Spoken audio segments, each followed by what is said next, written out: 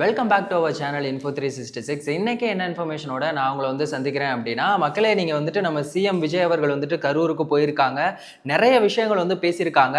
அதில் அவர் சொன்ன மாதிரியே டாக்லெஸ் ஒர்க் மோர் அப்படிங்கிற மாதிரி வளவலன்லாம் இல்லாமல் அவர் பேசினதுல முக்கியமான விஷயங்களை பற்றி தான் நம்ம இன்னைக்கு இந்த வீடியோவில் பேச போகிறோம். ஸோ வீடியோவை ஸ்கிப் பண்ணாமல் ஃபுல்லாக பாருங்கள். ஃபர்ஸ்ட்டு நம்ம இதை பற்றி பேசுகிறதுக்கு முன்னாடி இந்த மக்கள் சந்திப்பு நிகழ்ச்சி நடந்த இடம், அவங்க ஏற்பாடு பண்ணது எல்லாமே பார்த்தீங்கன்னா ரொம்பவே சிறப்பாக இருந்துச்சு.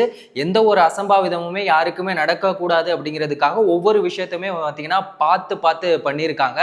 சிஎம் விஜய் அவர்கள் பேசுகிறதுக்கு முன்னாடி அவரை பற்றி எம்ஆர் விஜயபாஸ்கர் அவர்கள் ஒரு விஷயம் சொல்லியிருக்காங்க. அவங்க என்ன சொன்னாங்கன்னா, எம்ஜிஆர் அவர்களுடைய அன்பும் ஜெயலலிதா அவர்களுடைய வீரம் ரெண்டும் கலந்த கலவையா தான் சிஎம் விஜய் அவர்களை பார்க்குறேன் அப்படின்னு சொல்லியிருக்காரு.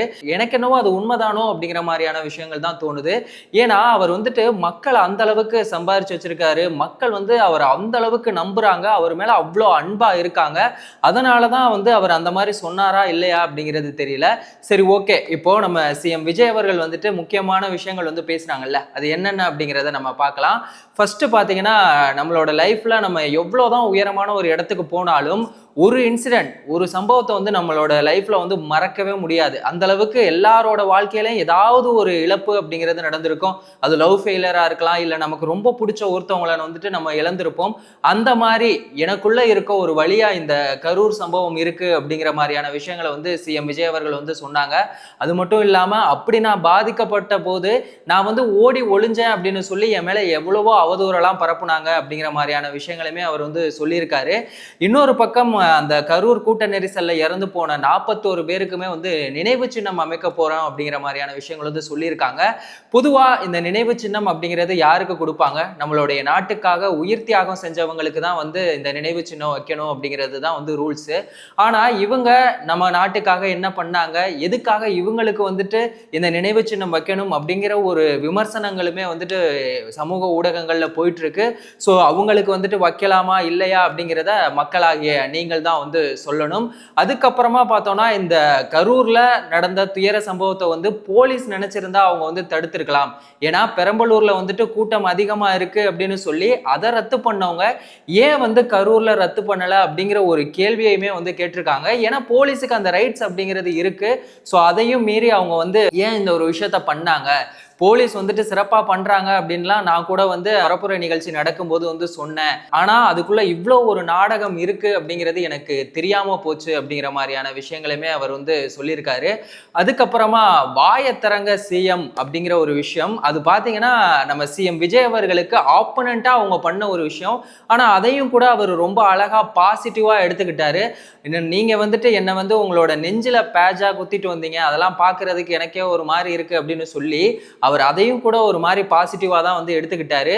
அவர் பேசல அப்படின்னு சொல்லி இவங்க விமர்சனம் வைக்கிறாங்க, பேசுனா தலதெறிச்சு ஓடுறாங்க. அந்த மாதிரியான விஷயங்களையுமே அவர் சொல்லியிருக்காரு. பார்ட்டி ஃபண்ட் அப்படிங்கிற ஒரே ஒரு வார்த்தையை சொன்னதுக்கே அந்த அளவுக்கு தலதெறிச்சு எல்லாருமே ஓட ஆரம்பிச்சுட்டாங்க. இன்னொரு முக்கியமான ஒரு விஷயம், நான் 5 நிமிஷம் கொளத்தூர்ல பேசுனதுக்கே கொளத்தூரே கொத்து பரோட்டா அப்படின்னு சொல்லி ஒரு விஷயம் சொன்னாரு. இதை பார்த்துட்டு சமூக ஊடகங்கள்ல எல்லாருமே ஒரு பக்கம் ஃபயர் விட்டுட்டு இருக்காங்க, இன்னொரு பக்கம் சிரிச்சுக்கிட்டு இருக்காங்க.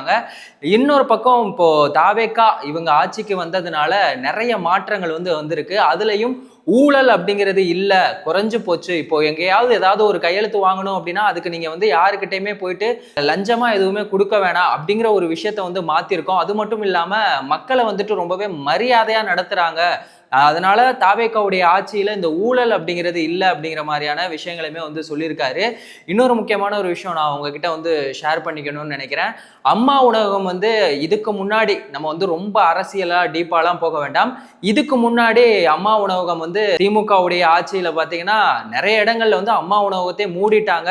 அங்க பராமரிப்பு அப்படிங்கிறது ரொம்பவே மோசமா இருந்தது.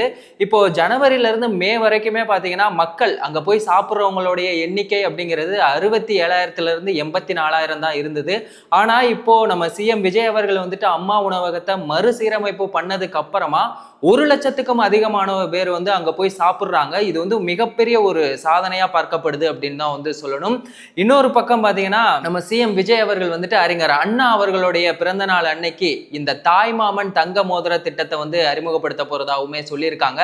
நான் வந்துட்டு ரியல் மாமன் கிடையாது, ரியல் மாமன் அப்படிங்கிற பஞ்ச் டைலாக்லாம் வந்து வேற பேசியிருக்காங்க. நான் வந்துட்டு பேசுறது மட்டும் கிடையாது, அதை வந்து செயல்லையும் காமிப்பேன் அப்படிங்கிற மாதிரியான விஷயங்களை வந்து சொல்லியிருக்காரு.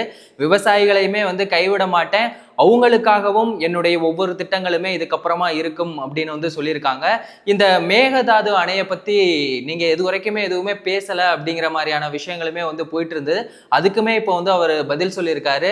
இதுக்கு முன்னாடி இருந்த திமுக ஆட்சியில ஏன் வந்து இது சம்பந்தமா அவங்க வந்து ஒழுங்கா வாதிடல, அப்போ ஏன் வந்து ஸ்டாலின் அவர்கள் வந்துட்டு இது சம்பந்தமா எந்த ஒரு நடவடிக்கையுமே எடுக்காம அசால்ட்டா இருந்தாங்க, இப்படிலாம் வந்து நான் உங்களை கேள்வி கேட்டாதான் இது சம்பந்தமா பேசணும்னு நினைப்பீங்களா அப்படிங்கிற மாதிரியான ஒரு விஷயங்களையுமே வந்து சொல்லியிருக்காங்க. இப்போ டீலிமிட்டேஷன் அப்படிங்கிறது சென்ட்ரல் கவர்மெண்ட் சைட்ல இருந்து நமக்கு ரொம்ப ஒரு ப்ரெஷரா இருந்துச்சு. ஸோ அதுவுமே வந்துட்டு எங்களுடைய ஆட்சியில வந்து தொடராது, நாங்க வந்துட்டு யாருக்கும் வந்து கட்டுப்பட போறது இல்லை, யாரோட கண்ட்ரோல்லையுமே இல்லை அப்படிங்கிற மாதிரியான விஷயங்களுமே வந்து சொல்லியிருக்காங்க.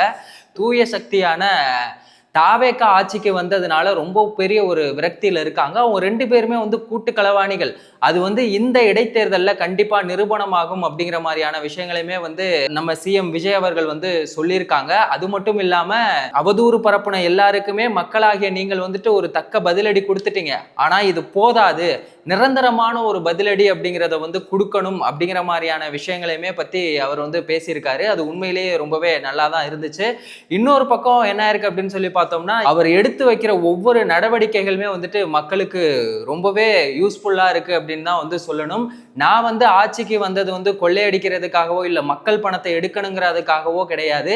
மக்கள் வந்து எனக்கு எவ்வளவோ கொடுத்துருக்காங்க, அவங்களுக்கு நான் வந்து திருப்பி செய்யணும் அப்படிங்கிறதுக்காக தான் நான் வந்து அரசியலுக்கு வந்திருக்கேன். என்னை பொறுத்த வரைக்கும் பணமா ஜனமா அப்படின்னு சொல்லி கேட்டா ஜனந்தாண்டா முக்கியம் அப்படின்னு வந்து சொல்லியிருக்காரு. அந்த மாதிரி தான் அவர் ஒவ்வொரு விஷயங்களுமே வந்துட்டு மக்களுக்காக வந்து பண்ணிட்டு இருக்காரு. அது சில நேரங்கள்ல சில ஊடகங்கள்ல மறைக்கப்படுற ஒரு விஷயமா இருந்தாலும் இப்போ சிஎம் விஜய் அவர்கள் வந்துட்டு ஆட்சிக்கு வந்ததுக்கு அப்புறமா மக்களுக்கு வந்துட்டு என்னென்ன நடக்குது அப்படிங்கிறது வந்துட்டு ரொம்பவே வெளிப்படையா தெரிய ஆரம்பிச்சிருக்கு அப்படின்னு தான் வந்து சொல்லணும். தாவேக்கா ஆட்சிக்கு வந்ததுல இருந்து திமுக சைட்ல இருந்து சோஃபா மாடல் ஆச்சு, புஷ்பா மாடல் ஆச்சு அப்படின்னு சொல்லி எல்லாம் வந்து விமர்சனம் பண்றாங்க. இந்த குதிரை பேரம், வாஷிங் மிஷின், இந்த மாதிரியான விஷயங்கள்லாம் வந்து போயிட்டு இருக்கு அப்படின்னு வந்து சொன்னாங்க.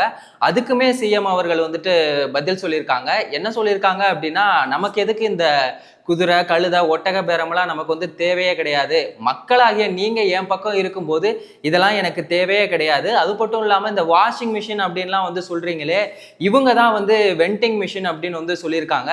இந்த வெண்டிங் மிஷின்ல நம்ம காசை உள்ள போட்டோம்னா நமக்கு என்ன பொருள் வேணுமோ அது வந்து வெளியில வரும்ல, அந்த மாதிரி மக்களை பத்தி கொஞ்சம் கூட கவலையே படாம காசுக்காக என்ன வேணா பண்ணுவாங்க, காசு கொடுத்து எதை வேணா வாங்குவாங்க அப்படின்னு சொல்லி திமுகவுடைய ஆட்சியை வந்து நம்ம சிஎம் விஜய் அவர்கள் வந்துட்டு விமர்சனம் பண்ணியிருக்காங்க.